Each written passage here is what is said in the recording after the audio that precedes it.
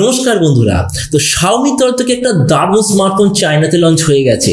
ফোনটার নাম হলো Redmi Note 12 Turbo আর এই ফোনটাই ইন্ডিয়াতে লঞ্চ হবে Poco A5 নামে আর প্রবাবলি খুব তাড়াতাড়ি এটা বাংলাদেশ বা অন্যান্য জায়গায় লঞ্চ হয়ে যাবে।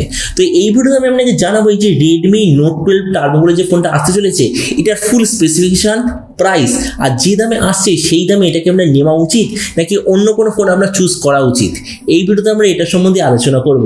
তো চলুন শুরু করছি ভিডিওটা কোনো সময় নষ্ট না করে। আপনি যদি গ্যাজেট ওয়ার্ল্ড বাংলা চ্যানেলে প্রথমবার আসেন আর একটা বাংলা টেক ভিডিও ডেইলি দেখতে চান তাহলে গ্যাজেট ওয়ার্ল্ড বাংলা চ্যানেলটা সাবস্ক্রাইব অবশ্যই করে নেবেন। তো প্রথমত আলোচনা করব এই স্মার্টফোনটার ডিজাইন সম্বন্ধে। তো যেমন আপনি দেখতে পাচ্ছেন এই যে Redmi Note 12 Turbo পেছন দিক থেকে দেখতে এক্স্যাক্টলি এরকম। টোটাল 3টে কালারে আপনি পাবেন, ব্ল্যাক, ব্লু আর হোয়াইট। ফোনটা থিকনেস হলো 7.9 মিলিমিটার আর ওয়েট হলো 182 গ্রাম। আর এর পেছন দিকের মেটেরিয়ালটা সেটা হলো গ্লসি টাইপের প্লাস্টিক ব্যাক কভার।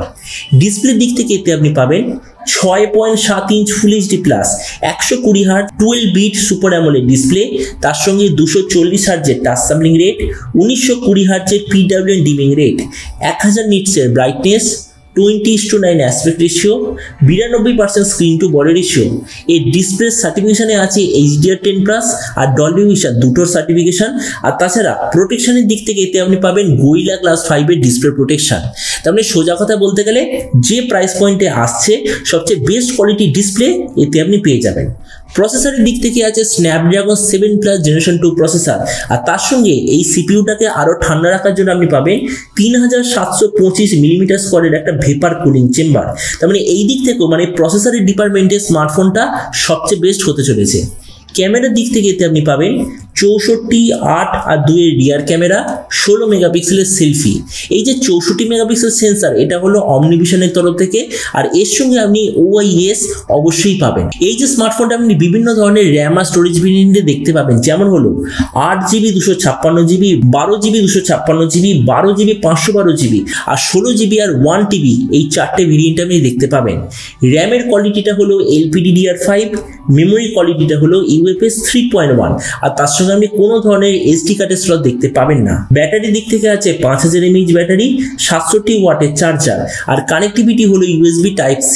তো এবারে স্মার্টফোনের বাকি কিছু ফিচার যেতে আপনি পাবেন Android 13 out of the box, side mounted fingerprint sensor, 3.5mm jack আর ডুয়াল স্টেরিও স্পিকার যার সঙ্গে ডলবি অ্যাটমস অবশ্যই পাবেন। আর তাছাড়া এই ফোনটা আপনি IP53 water and dust protection আর X অ্যাক্সিস লিনিয়ার মোটর এই সব ফিচার আপনি পেয়ে যাবেন। তো এবার সবচেয়ে মেন জিনিস, কি দামে এটা চায়নাতে লঞ্চ হয়েছে। তো দেখুন ফোনটা চায়নাতে প্রাইস হলো এক্স্যাক্টলি 2000 ইউয়ান এর বেস ভেরিয়েন্টের জন্য। তার মানে এক্স্যাক্টলি সেম প্রাইস যেটায় চায়নাতে লঞ্চ হয়েছিল আইকো নিও 7। আইকো নিও 7 ইন্ডিয়াতে কত অ্যাভেলেবেল? 30,000। তার মানে কনফার্মড Redmi Note 12 Turbo অথবা Poco A5 ইন্ডিয়াতে লঞ্চ হবে 30,000 বা ওর নিচে, তার বেশি তো একদমই হবে না। তো এবার সব ভিডিওর মধ্যে আপনাকে জানাবো এই যে ফোনটা যে আসতে চলেছে তো এই দামে এটা কি সবচেয়ে ভালো নাকি এর চেয়ে বেটার কোনো ফোন অ্যাভেলেবেল আছে। তো দেখুন প্রথমেই আমরা বলবো 30,000 টাকা আপনার যদি আজকের দিনে বাজেট থাকে তো সবচেয়ে ভালো অলরাউন্ড স্মার্টফোন হলো আইকো নিও 7। আমরা যদি ওটার সঙ্গে কম্পেয়ার করি সেই দিক থেকে রেডমির এই ফোনটা নো ডাউট বেটার, কারণ এতে আপনি পাবেন 12 বিট প্যানেল যেটা আইকোতে আছে নর্মালি 8 বিট প্যানেল। তাছাড়া এতে আপনি সব ধরনের সার্টিফিকেশন আর বাকি ফিচারও পাচ্ছেন যেটা আইকোতে কিছু কিছু ক্ষেত্রে মিসিং আছে। তার মানে এই ডিসপ্লের দিক থেকে নো ডাউট পোকো মানে রেডমির ফোনটা বেটার।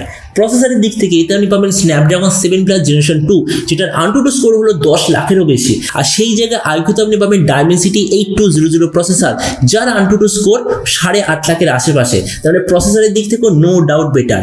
ক্যামেরার দিক থেকে 64 megapixel triple camera, OIS option, RAM রমের কোয়ালিটি, কোয়ান্টিটি, ব্যাটারি, চার্জিং সিস্টেমের দিক থেকে আইকো একটু বেটার, কিন্তু বাকি সব ডিপার্টমেন্টে আইকো আর পোকো মানে রেডমির ফোনটা এক্স্যাক্টলি সেম আইকো নিও 7 এর মতো। তাছাড়া প্রাইসের দিক থেকেও হবে এক্স্যাক্টলি আইকো নিও 7 এর মতোই।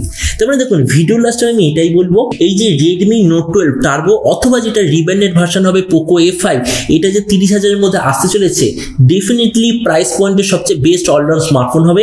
কেননা আমার মনে হয় না যে 2023 সাল অথবা প্রবাবলি 2024 সাল অবধি কোনো স্মার্টফোন অ্যাভেলেবেল আছে যারা এই ফোনটাকে 30,000 টাকার নিচে বিট করতে পারবে।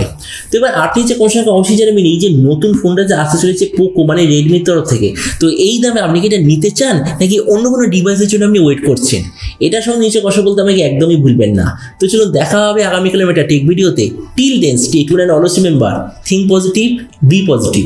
Thank you.